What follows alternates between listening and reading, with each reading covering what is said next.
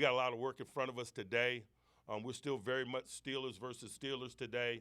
As I mentioned, schematics and strategy is less important to us, and so we won't even begin to address Houston and what they might do and some of the things that we might be teeing up regarding them until tomorrow. We got another good Steelers versus Steelers day in an effort to continue to sort the 90, allow them to develop skills relative to their positions and show their capabilities.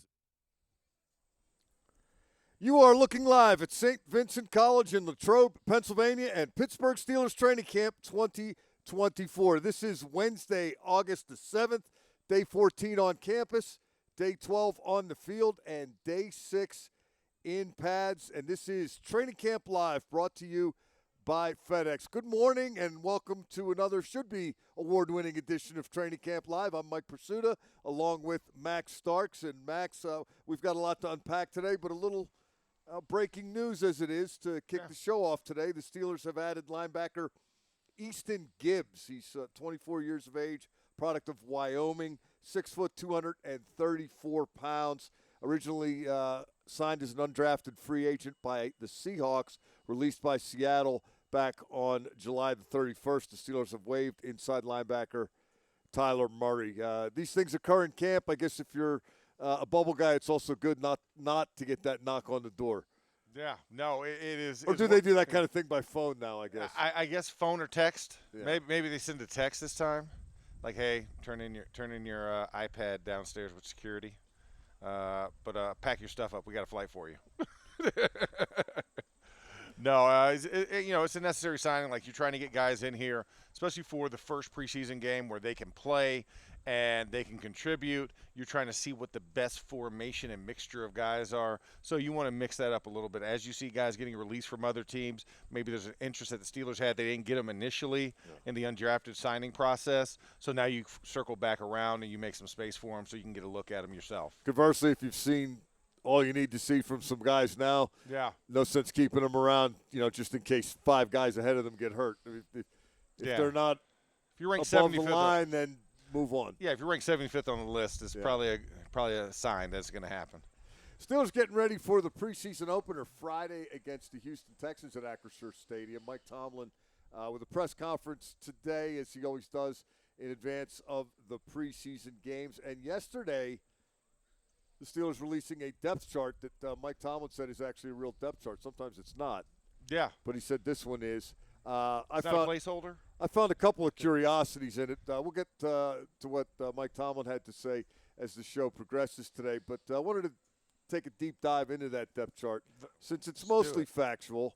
Yeah. And let's start in your neighborhood, Max, offensive line. Now, off the bat, Troy Fautanu is not the backup left tackle. No, he's the right tackle, and Dylan Cook is the left tackle. Yeah.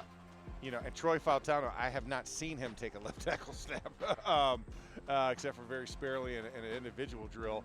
Dylan Cook has taken some right tackle snaps the last couple of days, but he's been primarily working at left tackle and doing a great job. And Spencer Anderson and Mason McCormick.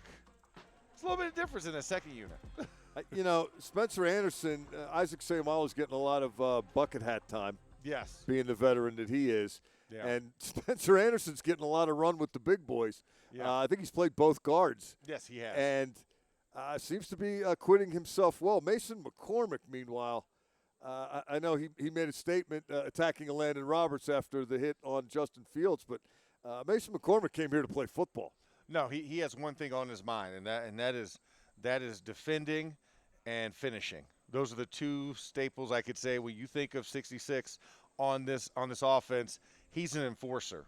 He wants to go out. He wants to prove. He's the guy that has the last hand on the shoulder pad of the defender and tugging and pushing off very violently. He has a mindset that he came into camp with, and that's just to be nasty. And I love that disposition for him because that can be a tempo setter for the rest of your group if they're not as adept in the nasty arts. As for the aforementioned Troy Fautanu, yesterday his most extensive work of training camp at right tackle with the number ones.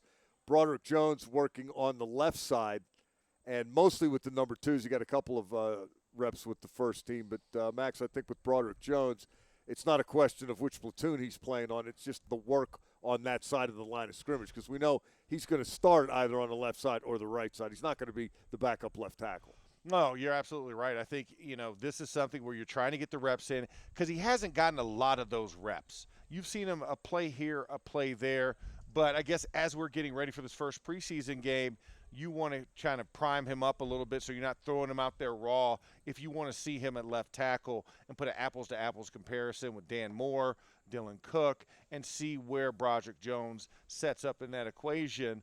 But this is that time of camp where you start to play with things because as you get into the preseason games, you're going to be pulling guys down, putting guys up, mixing up what that offensive line looks like, mixing up all the personnel groupings really for Arthur Smith, and trying to see what has the best chemistry. So these last couple of days, we'll get to the game on Friday. This is the last really kind of, I guess, semi-physical practice that you're going to have. You got pads on one more day just to kind of iron out the wrinkles and see if you can mix some things up come Friday night.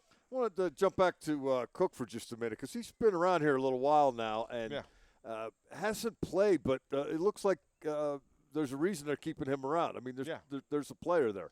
Yeah, there's a player there, and you see he's been a developmental type of guy for them, so they saw the long game in his aspect. And I will say this, gotten better year over year, and it's been a big jump from last year to this season, just how he's handled himself, especially at that left tackle position. The footwork looks good, the punch looks good, and he's really starting to understand the play concepts. So you've seen a market uptick in his production, and I think the coaches are starting to really trust what he can do. That's why they throw him out there in that second unit, and he's jumped in the first team unit a couple of times just to see how he plays with different players. So I'm really happy about his progress. I mentioned that Troy Fautano played more first-team reps yesterday at right tackle than he has since he got here. One thing we haven't seen yet is a first-team rep from Zach Frazier. I think there was one day in OTAs where Isaac Seumalo was resting or not there, and they moved Nate Herbig from center to guard, and then Frazier filled in. But we have not seen Frazier with the number ones. Mike Tomlin said today, Max, those opportunities are coming. Some one opportunities are coming his way. But as Tomlin explained it, sometimes how quickly they come depends on how well you're doing as a number two. Yes. So what are we seeing from Zach Frazier, and when would you anticipate those aforementioned opportunities will arrive? Well, I think, from what I've seen from Zach Frazier, he looks like a rookie in a lot of intents. I say this, of the three tenets, right? It's the call, it's the execution, it's the finish. He gets 2 out of the 3 every single play, and he gets 3 out of 3 majority of the time, but it's not an all-time thing. And for the center position, you have to be all-time. You have to be the guy that's on. If everybody else on that screen has a bad day, the center can't have a bad day. And the CQ exchange, that's calling out the mic, that's creating the set for the formation for the offense, so you know how to set up your blocking schemes or your pass pro schemes. Those are the things that have to be constants. You can't have an off moment. Zach Frazier had a couple of snap issues on the CQ exchange. I think that's what's really kind of deterred him so far. But from the physicality standpoint, he adds everything you want to see, but it has not been better than Nate Herbig. So that's what would deter a guy, because for Nate Herbig, even though he slated at the center position, he's only played 48 snaps at it, has sat as a backup in that position. It's one thing to play, so he's getting the requisite snaps to be prepared for a season. And so if you haven't done anything wrong, it's tough to beat the man when you're not the man yet. Yeah, I talked with Herbig about his center capabilities back during OTAs, and he said the reason he first made an NFL team was his ability to be perceived as a backup in Philadelphia. Yeah. But he said most of his snaps have come in game when someone's gotten hurt and he's had to switch during the game, which is a great skill to have. Yeah. But Nate Herbig thinks he can play center. I mean, he is not – he's running to this, not away from it. Why wouldn't he? He's starting right now. Yeah, he's starting right now. And he can play center. We've seen it out here.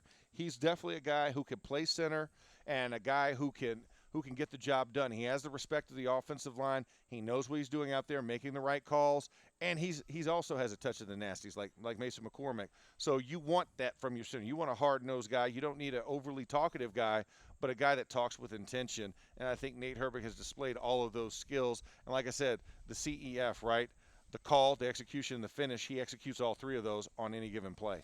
Your buddy Craig Wolfley, our colleague, would add SC to your call, execute, finish.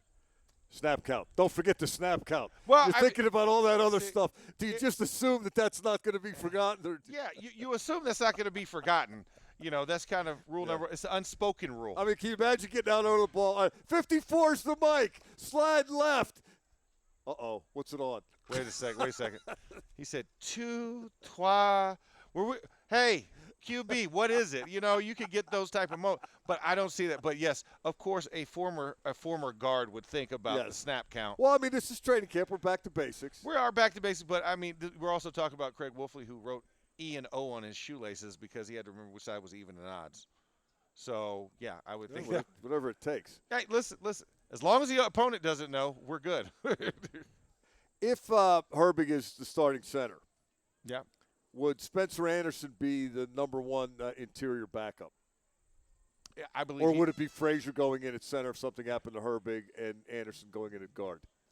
I would like to say that because now here's a question: are you dressing 7 or are you dressing 8 on game day? Well, what do they usually do?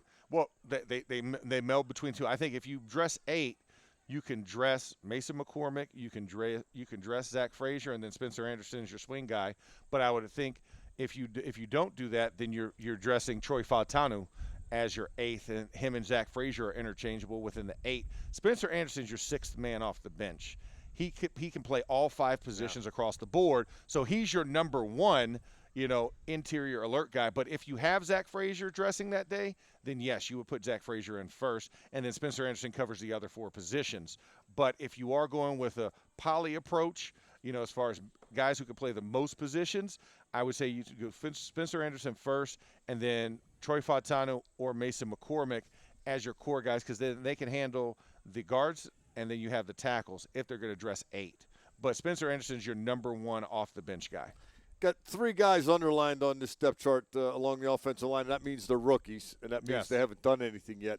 But I look at this group, however it's going to shake out, and I see more pedigree or proven commodity in terms of the depth than we've seen.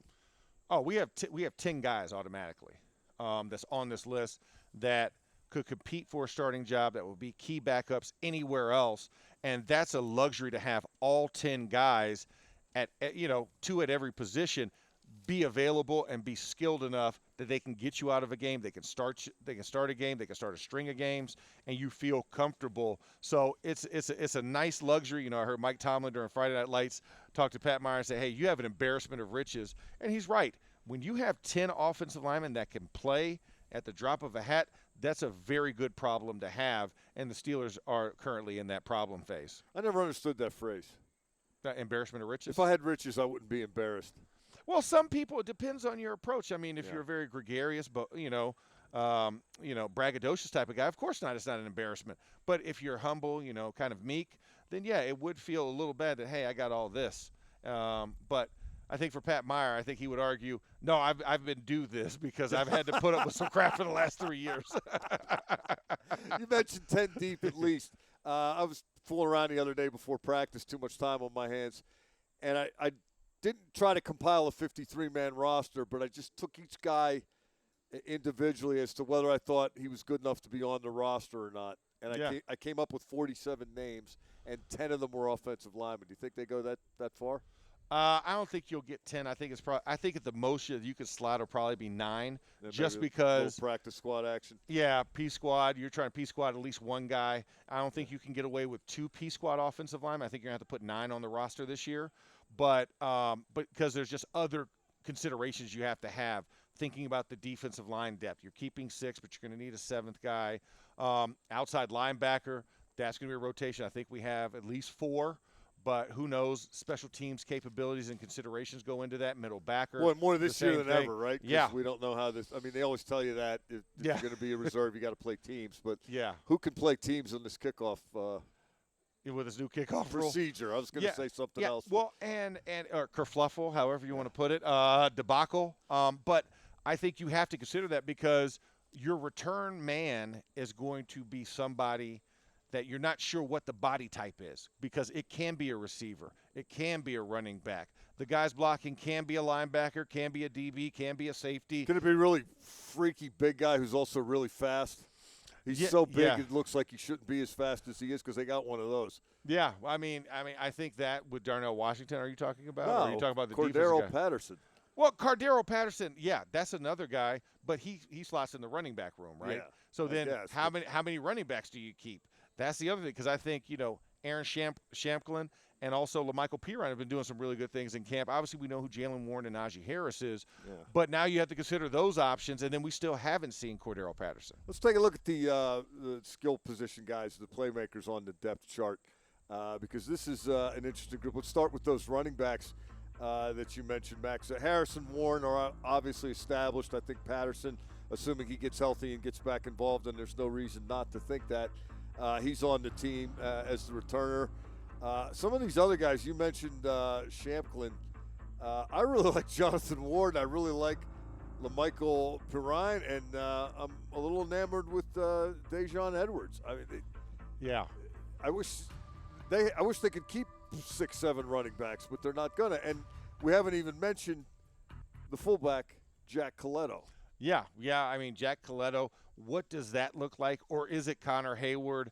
I don't know, and I think that's intriguing. But I also think that Cordero Patterson being listed in the initial depth chart over LaMichael Pirine, over Aaron Shamklin, and like you said, Dejon Edwards, they've all gotten reps. He has not gotten a rep yet.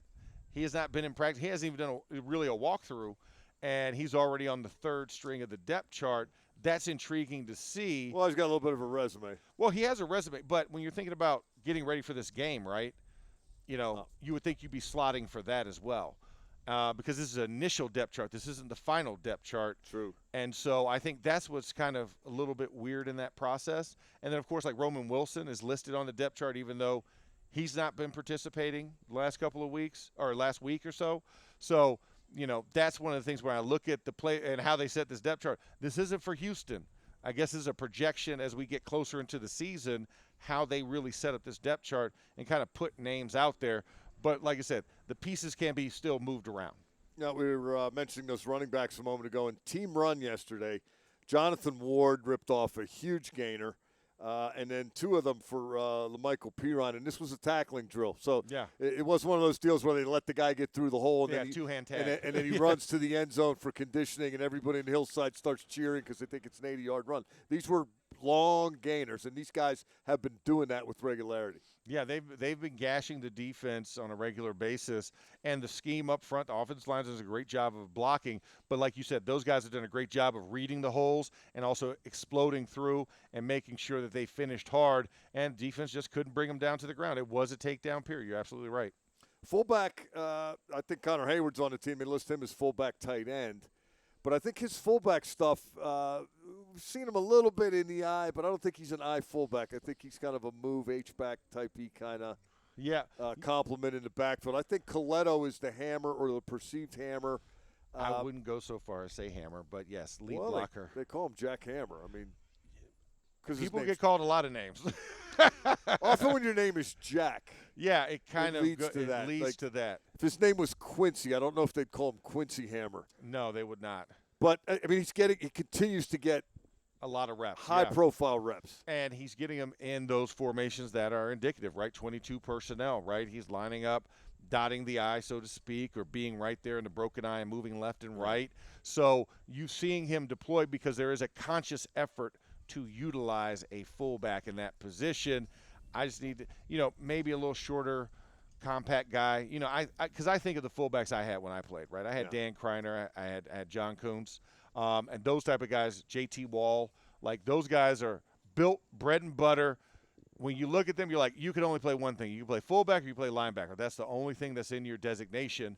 So it is interesting, like you said, the intent for it, but I think Jack Coletto also offers some passing options as well. Former quarterback threw him type. the ball the other day in goal line. Yeah, so he didn't catch it, but they threw it to him. Yeah, there's a little more intrigue with him as a body type. But yeah, I think Connor Hayward probably gets your first crack on dress team, unless otherwise noted, because you're going to try and get some other positions a uniform on game day. Well, let me bounce this theory off you, because I've been thinking about this ever since Coletto kind of came to prominence.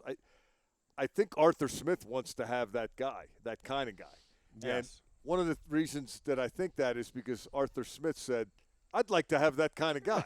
Yeah. Provided that guy can also play special teams, because you're not Yeah. going to make it just as the hammerback. Ask Derek Watt that. Yeah. Yeah, exactly. You got to play special teams. So do you think if it's not Coletto, and I'm not saying it is or it isn't, they're looking at him Yeah. right now, but if they ultimately decide it's not him, are there so few teams that actually use that type of guy anymore that there are quality guys on the street who are unemployed just because there aren't enough jobs? I think there will be when you get to the 53-man cut down. In other words, if you wanted to go find one, hey, Jack, you can be on the practice squad, keep working, you're not there Yeah. yet, whatever. I want to go get one. You can go find one. I think you could, because I'm sure San Francisco is going to have a couple guys on their roster that's going to be that type of body. I think you look at Tennessee as a team that's going to use that. Teams that I think Chicago will have one on the roster that they can bring out. So you're going to see a couple of those guys come off as we get towards the cut down period, and a team that realizes, hey, we're not going to utilize this right now. So you will find that guy. That guy's not available right now, but will be as we get closer to September. And then the head of the running back class, the two-headed monster, Najee Harris and Jaylen Warren. You know, I was on the sidelines yesterday watching practice, and there was a run during team run, and it was like 3rd and 6. They had the sticks up, and Harris got tackled. It was a little bit of a left run, and as soon as he hit the ground, he turned and looked at the sticks to see if he made it. Yeah. Like, it was just a practice rep, and he wanted to get the first down. That is how engaged this guy is. He's taking nothing off. Well, and you have to be that intent. I think Arthur Smith, with this offense, he realizes how good this offense can be, I think. You've been in here 2 weeks already. You really have a good grasp on what the offensive concept is, so you don't want to let anybody down. And like you said, not giving up a single rep for chance, making sure that it matters, making sure that the competition level is high, I think is a very good brand for all of these guys, but especially Najee Harris. You really see a reinvigorated and a brand new kind of mindset for Najee, where he's animated, he's involved, he's trying to keep everybody hype and high morale. Even he's into his teammates' reps. You know, Yeah. guys down the depth chart, and he's cheering them on, and he's congratulating them, and he's celebrating with them, and he's barking at the defense. And just, boy, does he look locked in. That true leadership right there, right? I mean, you look at it, doesn't have to be a quarterback. It can come from any position on the offensive unit as long as you're playing. And I think he's trying to set himself apart by saying, hey, you know what? I know we have a lot of new quarterbacks here. Guys have to earn credibility. I'm a veteran on this offensive side of the ball. When you look at how long he's been here, that's crazy to think. When you look at that depth chart, I mean, he's probably the oldest tenured guy that's on there, or tied for it as far as being in the Steelers organization on that offensive side. So, of course, you're going to be a little bit more in tune, and I think this is a year where he takes a step as a leader and show that it's not about me. I'm not a me guy. I'm a we guy. Jaylen Warren is also a we guy and continues to perform at a high level out here. Talking about his height. Why'd you call him we? No, just joking. He also continues to be one of the heavyweight champs of backs on backers, along with Darnell Washington. Najee Harris has gotten better at that. He's gotten more combative in that. Jaylen Warren, that's a bad man in backs on backers. Yeah, if we're doing an opening ceremonies for backs on backers, he's a flag bearer, right? He's like, I'll carry the flag up the hill, guys. Don't worry about it. So running back looks like it's in good hands. Tight end, Pat Freiermuth, Darnell Washington, Connor Hayward, Mecole Pruitt. Those are 4 guys on my list of 47. Yeah, no, I mean, I think all of them provide. I think you do have this year, because of the propensity to use multiple tight end sets, I think you have to keep at least 4 guys. And that's a good 4. I've heard great things from teammates about Mecole Pruitt. We've watched his production on the field because he's in there blocking. He's in there taking some of the safety valve snaps and getting the ball thrown to him. And he knows how to convert and turn the ball upfield. And he's also a touch fearless when it comes to going to the scrum and have very, very optimistic that he's going to come out on the other side. So, no, I like Mecole Pruitt. He was a guy that Arthur Smith brought over here with him, and I think he brings the right mindset. He's very selfless, and like you said, he's just putting his hand in the pile and trying to create an opportunity for himself, and I think he's done so far. At wide receiver, we have George Pickens, Calvin Austin III, and Van Jefferson, first team on the depth chart. And I like the way they did this, by the way, Max, because you have 3 wide receivers and also the fullback listed as a starter.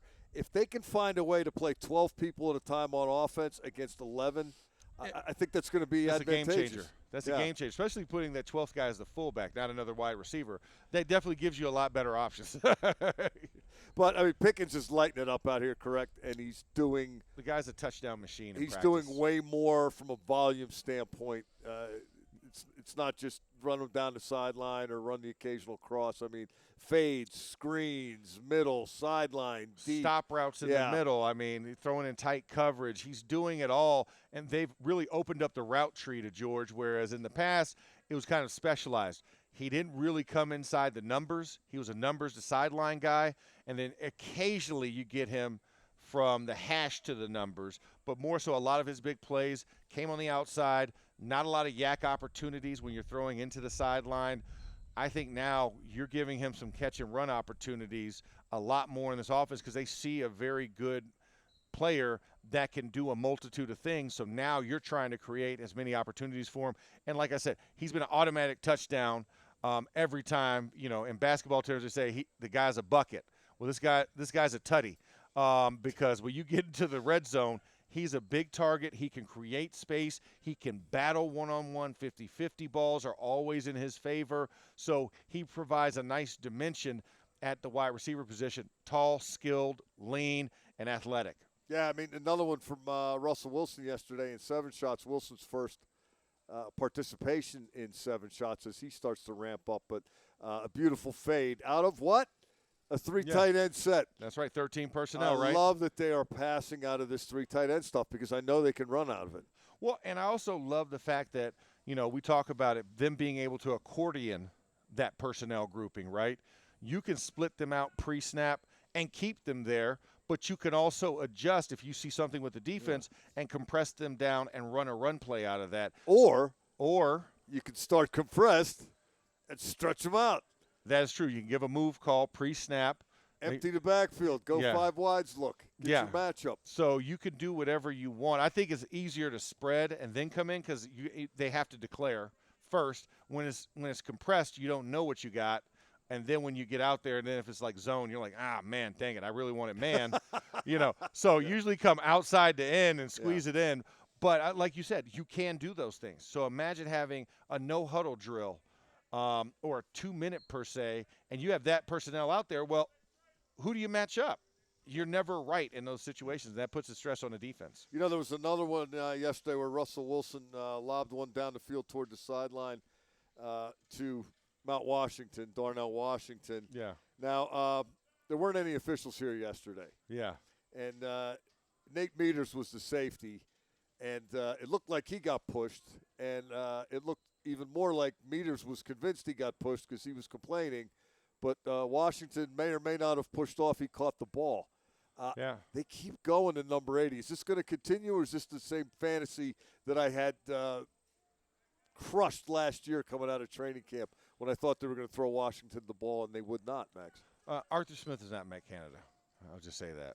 And he's proven that in practice thus far. So I would like to think what we see in practice. You know, there was another play a couple days ago. I think it was the goal line drill where Kyle Allen got in trouble on the wing, and he just threw it back across the field, but he basically threw a jump ball to number 80. Like, okay, I got a 10% chance of something happening here, but this is my best, best opportunity, last gasp kind of Hail Mary. It didn't work, but they tried it. That's who he is. I'm like, who would not throw to a 6'8", 200 and whatever pound guy that runs a 4.6? He's a walking skyscraper. So why wouldn't you throw to him? Was beyond me last season. I kept begging for it during the broadcast. Nobody heard me, apparently. Only Steelers Nation heard me. None of the coaches. I wasn't radioed into their headsets. But it made sense. Why would you not throw to that option? Did you ever think of just going up tapping somebody on the back? Hey! Yeah, I did think about that, but then I realized my credential would get pulled immediately for stepping on the sidelines and interfering with the game. But it is something that I think Arthur Smith is in tune to that. Like, he loves the options that he has at the tight end position, and that's why he keeps calling these positions. So you have to assume if you're in the game, you're a viable option, and I think that's what they're taking to heart. And like you said, you've seen the emphasis of them throwing to him a lot more. He's not an anonymous guy. Pat Fryermuth gets a lot of targets. Connor Hayward gets a lot of targets as well. So now Darnell Washington is getting a good taste of it as well. So you're seeing the ball spread amongst that entire group, and I think that's a fantastic thing because you can't peg one thing down. You have to be able to defend true, and you can't double team guys because anybody can burn you. I mentioned Pickens, Austin, Jefferson, the top 3 receivers on the depth chart. Mike Tomlin credited Jefferson and fellow veteran Scotty Miller today for having high floors. Yeah. So he's getting very consistent workmanlike play out of these guys. I look at that wide receiver position. I think I trust Pickens and I trust Jefferson, and I think the rest of it's a work in progress. What are you seeing? I definitely think that Van Jefferson has been a pleasant surprise in camp. The consistency, the work ethic, the catch radius, and the catchability as a playmaking. I mean, he's gotten some big plays, and he's converted on those. I think you're right. Calvin Austin is still kind of working on that. Des Fitzpatrick kind of working on that, but Scotty Miller has been a guy in the slot that's been a safety blanket for Kyle Allen and Justin Fields. He gets a lot of the short crossing routes, a little deep crossing action. He's a guy that's going to go into the scrum at pretty much every single play and draw the defense in to create one-on-one opportunities on the outside. So, no, I love where they're at. But, yeah, you're right. Still need to see more from the other guys to really buy into who's that third guy. But I think Van Jefferson, I would say right now, is comfortable number 2 on that depth chart opposite George Pickens, and he's earned it in camp. I was impressed with the pick of Roman Wilson. I think they had some hopes for Wilson being an impact player. Still might be. Yeah. But early injury, first day in pads, we haven't seen him since. What is this costing him in terms of what he might be able to do this year? This could be a Calvin Austin type situation when we're talking about it, right? Because Calvin Austin train gets had the far same enough thing. along, you just can't jump on it. Yeah, right? you can't jump on it. You can see it in the horizon. You can wave at it, but you have to be able to get there. Got to wait till it comes around again, like under the Christmas tree. Yeah, exactly. You're like, hey, it went behind the tree. It went behind the big Rock'em Sock'em Robot. I know what it is because I shaked it the night before type of deal. But you're going to have to – you might have to wait. If he can't get back by that third preseason game, I think this is something where you might see him be shelved for the year and protected by possibly having to go on the IR depending on the severity of that injury. Last but certainly not least, the quarterbacks. We've talked a little bit about Russell Wilson getting more involved yesterday. I still wouldn't say he's in danger of being overworked, Max.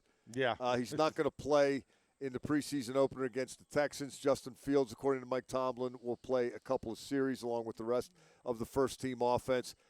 I didn't ask Mike Tomlin this question today, Max, but I should have. Forgot to, so I'll ask you. Do you think we'll see Russell Wilson in the preseason? I think you have to see him at some point in the preseason. I would think probably the best one will be Buffalo if he is healthy enough. I don't expect you to see him in Detroit. So if he is healthy enough. Just a little cameo? Just a cameo, one series, couple of plays, just to see what we got in a full speed type of scenario because he hasn't done it yet in this uniform. Yes, we know the resume. We know what he's done at other places. But I gotta see you do it in my uniform. I got to see you do it under my system. And I think at least one series is denoted. I think Mike Tomlin, for all intents and purposes, is very old school from that approach where he wants to see guys play unless he's had you for a number of years. And I think all those guys have to get a shot from under center or playing in the game, just like we're going to see, come Friday. Justin Fields is going to get a couple of series, Kyle Allen, John Rice Plumlee. And I think you have to see at least one series from Russ before you go into the season. Justin Fields' name came up in the Mike Tomlin press conference today, Max, and Tomlin asked what he's seeing in terms of improvement, and he said footwork in the pocket, body balance, posture from which he throws. And Tomlin went on to explain that these are things that Fields has been working on throughout the offseason leading up to this process, and that's starting to pay some dividends. Are you seeing any of that? I am seeing a lot more attention to detail because one of my biggest things that came in is accuracy. Now, can body positioning, body alignment, and footwork help with that? Absolutely. That can help because you're going to deliver the football in a more consistent type of manner. So I think all those things play into it. But I've been looking at the accuracy. What's the vision? How is he doing the reads? How is he progressing from 1 to 2 to 3 before he decides to pull it? Those are the decision-making things I like to see. And it looks like the game is slowing down for him, which is providing that kind of positive increase because his footwork is better. When you're more efficient, you can get to things faster. His running ability continues to be front and center. And a read option keep in 7 shots yesterday, and Dante Jackson, the corner, is out on the wing. They're in space. Jackson did force him inside. Peyton Wilson was closing from the backside. They just assumed that Fields would have been tackled.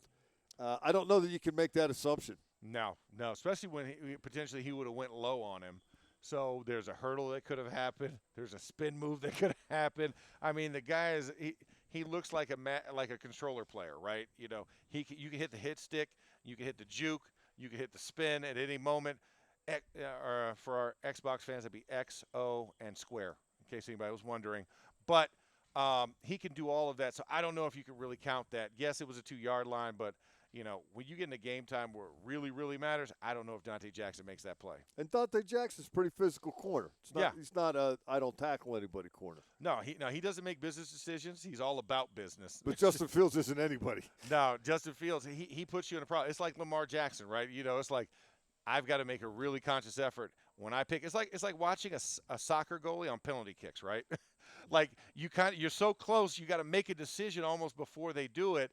And you either guess wrong or you guess right on what direction they're going to go. We just saw him working on the read option there, read option keep. Do you think we'll ever see read option?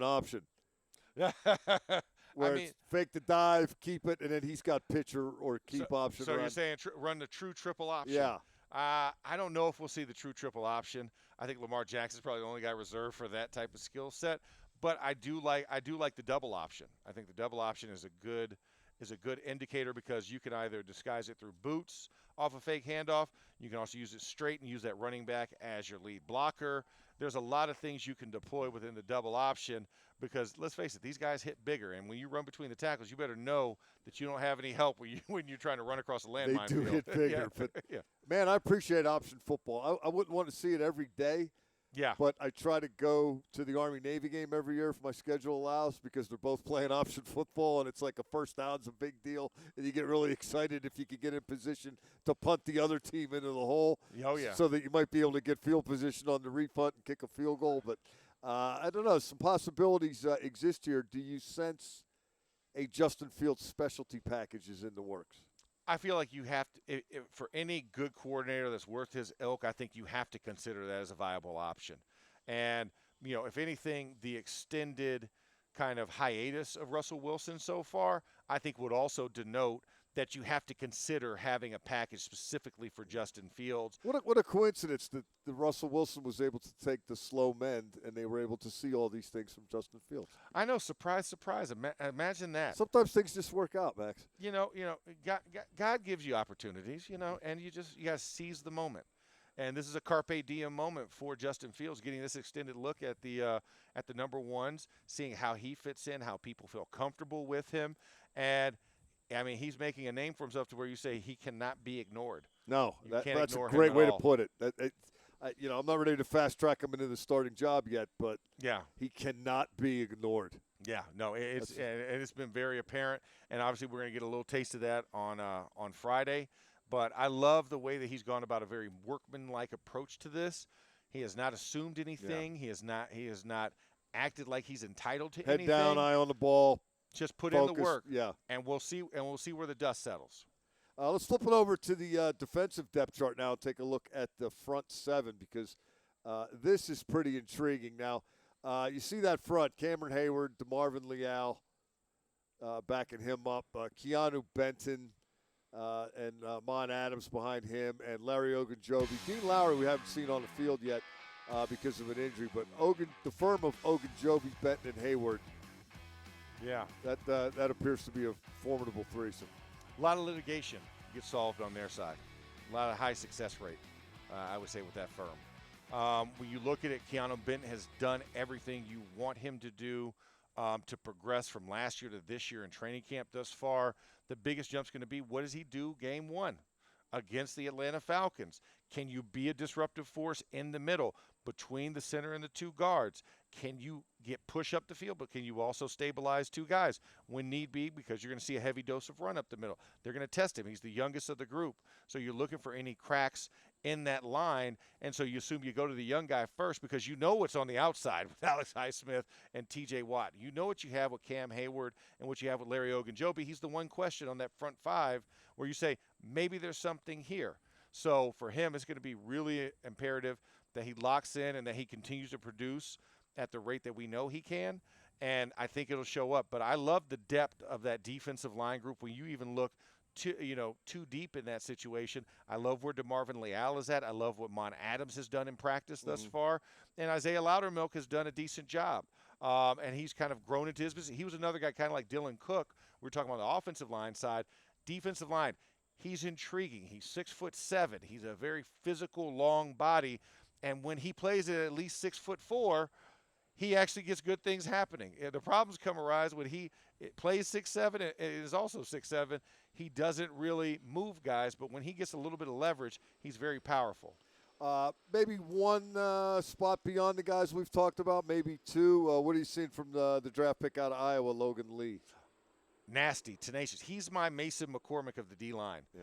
Like when those two go together, there is an issue from before they say hut.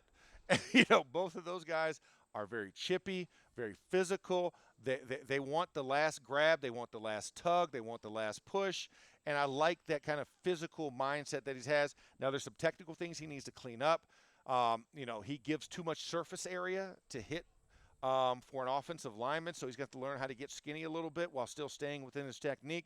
But I like the raw capabilities that he possesses, and I think that's something that they could work with, and I'm sure Carl Dunbar would like to keep 7 guys if he can because he loves a good rotation.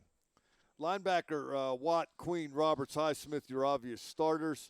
Herbig, clearly one of the top backups outside, and I think Marcus Golden's the other one, Max, even though they've got him listed third behind Herbig. Marcus Golden, I thought that was a why wouldn't you addition last weekend. Would they bring him back Friday or Saturday? I forget what day. Thursday, and then he was in practice by Friday. Yeah. I mean, as Mike Tomlin said, low maintenance, no maintenance, knows his role, doesn't complain, does his job. Knows the system. Handles his business. Yeah. A true pro. It's a true vet move. And Marcus talked about this in an initial interview was that, I was in constant communication with the Steelers. They were awesome about that. Better than any other place I've been. And I think that's something where it's like, hey, it wasn't a matter of if we're going to bring you back. It's just a matter of when. That got fast-tracked, I think, a little bit because of the injuries to Moon and Kyron Johnson in camp last week. That was like, hey, we're kind of killing guys. DeMarvin Leal's having to jump out at the outside linebacker position because they're so thin. So I think bringing him in, that stabilizes your front four, and I think you kind of fight and see because I like what Moon has possessed. Moon's looked a lot better in camp this year than last year, kind of taking a step forward. So he is a guy that presents like 6'6" I think is the height on him. So he creates something that's a little bit different at that position and gives you a dimension. And then Kyron Johnson, very physical, very fast outside linebacker. So it's a good competition for this group. But I think when you talk about the top four, I think that's easily what your top four looks like. Marcus Golden's a guy that stabilizes and gives you a known commodity at the fourth rusher position. Of course, inside they're well stocked. You got Mark Robinson's been getting some run with the ones of late. With Patrick Queen taking some time off. Peyton Wilson has gotten some run with the ones with Patrick Queen taking some time off. You have Tyler Matakevich back, special teams demon and a fighter. I think this linebacker room is plenty deep. It's a lot different than a year ago, Mike. You also have youth on your side. You have some young guys in there to pour into the experienced guys that are in that room. And I think it's a departure from last season where we had a lot of veteran guys that had questionable health reports, and you're just trying to throw 4 guys in there and keep a rotation high. And then you got to the position where the injury concerns you had in the preseason start to rear their head, and it happened in consecutive weeks. And luckily we were able to get Landon Roberts back, but we were coming with guys off the street. We were convincing Miles Jack to put on weight and stop flying planes and doing all that fun stuff to come back and put his hand in the pile. So I think this year is a far departure from that. The Steelers recognize that. They went after it, like you said, going and getting Patrick Queen early in free agency. He's a prized option, and then doubling down by going back into the draft and drafting another linebacker for depth in a Peyton Wilson. So I think you see those type of combinations, those decisions made was that this is an area of need. Omar Khan and the scouting department were not afraid to go pull the trigger and create depth at that position. Yeah, Wilson, a fascinating prospect. We've talked a lot about him. And one of those guys that got hurt last year who was playing great, Cole Holcomb. We haven't even mentioned him. He's still rehabbing. But, Cole Holcomb, a guy that did a great job. But like you said, still need to see him on the field. Still on the PUP list as he rehabs from his injury last season. But that's a guy that, who's to say? You put him on P squad or something because he's been injured. And week 8, week 9, when we got the bye, you bring him back on and then make that late season push as we have all those division games. We are backloaded on the back half of the schedule with all division games and top performers from the previous year in Kansas City and Philly kind of filling out the last 8 games of the season. So why wouldn't you want to put a guy like that in a position where, hey, it's okay. We got enough guys for right now, Cole. Take your time. And then as it progresses, you release them off. Maybe there's an injury or maybe there's something that changes in the progress, and you could bring a veteran like him along a lot slower. There's not a rush to put him back in service. Defensive back also looks to be an area of depth, Max. Love this starting group of Porter and Dante Jackson on the corner and Minkah Fitzpatrick and Deshaun Elliott at safety. I'll tell you, if Patrick Queen wasn't here, I would be trying to determine whether Deshaun Elliott or Dante Jackson was going to be the most impactful newcomer. Yeah, no, you're absolutely right. I mean, the way that Dante Jackson plays is probably one of the most fun bright spots when you watch the defensive back play. He's physical at the point. He can play press man. He can play off. He's very communicative with the rest of the group. So I like his addition into there. He kind of fits in as a Steeler type for this defense. And like you said, when you have Minkah and Deshaun back there, kind of running the traffic cop type of duty, making sure that they keep the runways clogged. It presents a very formidable secondary. And the other thing I want to say, Corey Trice Jr., very intriguing. We lost him early last year in camp, but you can't hide 6'3". 6'3" is very hard to hide. And if you could potentially get to a point where you have to start Trice and Joey Porter together, I'm thinking Cincinnati Bengals games. Yeah. T. In the Higgins, meantime, Jamar Chase. Trice is getting some run in the dime, the 6 defensive backs Yeah, dime. he comes in very early, and I love the look of it. No matter what the production is, the look of it is very imposing. And sometimes that can scare a quarterback off of what his reads would be because he's like, the dude is so long, he's going to be able to have catch-up speed. And Corey Trice also not slow at all. So he's a guy that has recovery speed. So it looks good to see your draft pick from a year ago kind of working his way back into the good graces and getting opportunities. Now the next step is to see him live in-game action come Friday in Acrisure. Yeah, you've got some proven commodities waiting in the wings there as well. Miles Killebrew, special teams ace, and a trustable defender.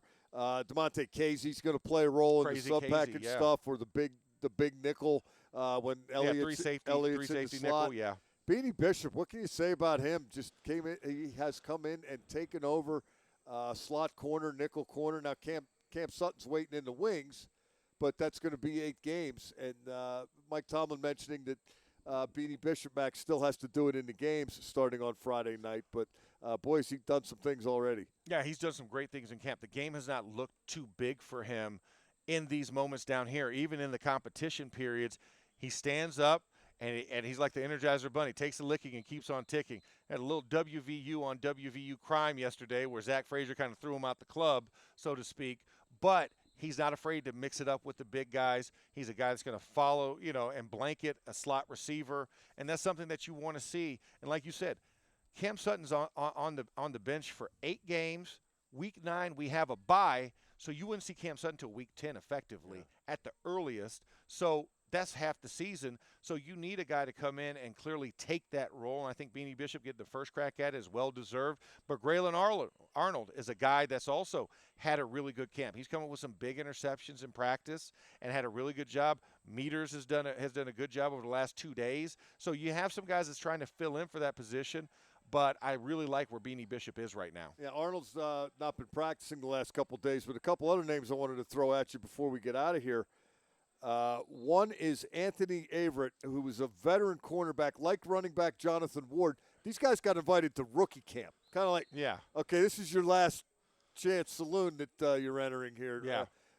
Turned an invitation as a veteran, an invitation to a rookie camp into an invitation to training camp, and now making the most of it. And how about Ryan Watts, number 29, the draft pick? Corner safety, we weren't real sure.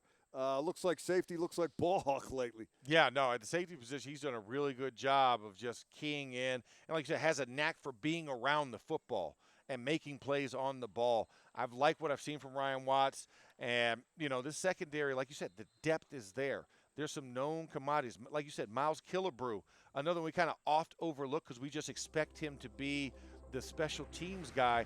But he's a guy that has a great free safety vernacular. He's played it because Minka's missed some games, and he's succeeded at that position. So I really like that. It's going to be interesting, that third unit type of guys that we look at. It's an interesting group. Kalen Barnes, another one at the corner position, has ups and downs in camp. It's been a little tough, but, I like what I've seen from Maters. Sorry, I said Meters. Maters, Nate Maters. Oh, I mispronounced that as well. Yeah. Wolf creeped in my ear and said it's called Maters. So I'm taking the Zen wisdom from my Yoda of the broadcast booth, and Craig Wolfley. Nate Maters is the guy, and so I really like that because it's been competitive. Like we've seen, and you mentioned Anthony Averett, not there on the depth chart, but he's come up with some big plays throughout camp where he's had the interceptions. Yesterday, very competitive 7 shots. Defense had 2 interceptions from the outside off of that. So I look at that and I say, okay, this secondary has a lot. And that's the one thing, a departure from a year ago. We could usually point to a position that still had a deficiency going into the first game.